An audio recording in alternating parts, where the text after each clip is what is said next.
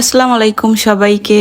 আমি আমার এই সাদামাটা হেয়ার ব্যান্ডটাকে যেভাবে একটা গর্জিয়াস লুক দিলাম সেটাই আমি আপুদের সাথে শেয়ার করব কিভাবে করেছিলাম আর কি। আর এই তো আমি কিন্তু সেই ব্যান্ডটাকে নিয়ে নিয়েছি। আর এটা হচ্ছে আমি এখন যেটা করব, কিছু স্টোন বসিয়ে আর কি এটার উপরে সুন্দর একটা ডিজাইন করে নিব।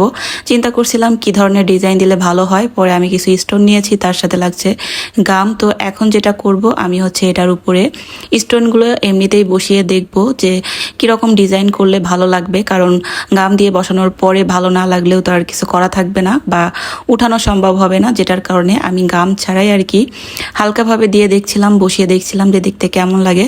তারপরে এই তো মন মতো একটা ডিজাইন দিয়ে নিচ্ছিলাম, কারণ খুব বেশি স্টোন বসালে আবার দেখতে ভালো লাগবে না, এক কথায় খ্যাত খ্যাত লাগবে আর কি।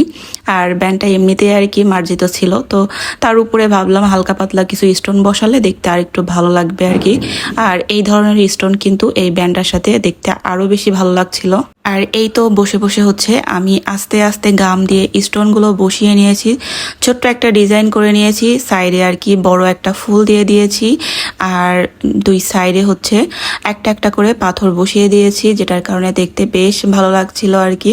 আমার কাছে বেশ ভালো লাগছে, কারণ যেহেতু একদম সাদামাটা ছিল আর এই ধরনের স্টোন বসানোর পরে আমার কাছে খুবই ভালো লাগছে। আর এই তো আমি হচ্ছে পুরো স্টোন দিয়ে কিন্তু সুন্দর ডিজাইন করে নিয়েছি। তো এখন হচ্ছে বুড়িটা চলে এসেছে, তো বুড়িটার মাথায় দিয়ে দেখছিলাম কেমন লাগে। বুড়িটা দেখে কিন্তু খুশি হয়েছে, সাথে আমার কাছেও খুবই ভালো লাগছে, যেহেতু নিজে হাতে কোনো কিছু করতে পারলে অনেক বেশি ভালো লাগে।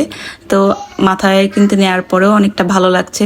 মাঝে মাঝে চিন্তা করি এটা করব সেটা করব, কিন্তু পরিবেশ পরিস্থিতির কারণে আমার হয়ে ওঠে না। বাচ্চা কাচ্চা নিয়ে আমার আসলে দিন পার করতে হয়, চিন্তা করলেও সবকিছু আমার পরিস্থিতির কারণে করতে পারি না। যাই হোক, তারপরে যতটুকু পারি আমি আমার দিক থেকে হ্যাপি।